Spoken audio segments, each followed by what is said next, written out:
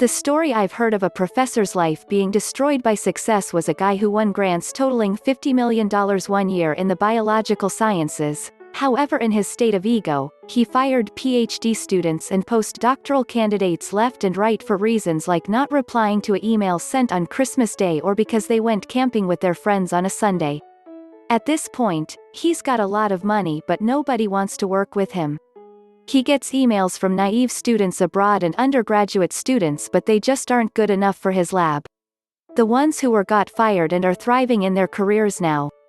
Every single day I hear stories about professors raking in millions of dollars in grants for their research. It is not easy to conjure up a research idea for some esoteric physics topic and then write a convincing proposal to get funding.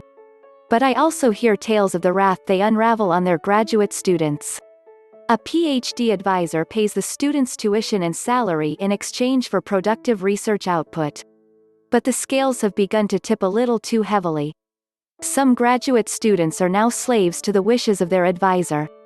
They are obliged to reply to emails in the middle of the night and come into the lab on Sundays. A lot of these cases have resulted in the student being fired in the middle of their PhD with nowhere to go. There was even the case of an advisor proactively calling up companies and other professors to tell them not to hire this kid. The scary part is, most of these students are international students from China and India.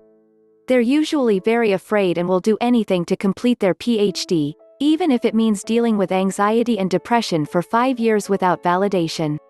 I've been fortunate to meet the sweetest people at the University of Minnesota. But this is alarmingly common in many U.S. universities.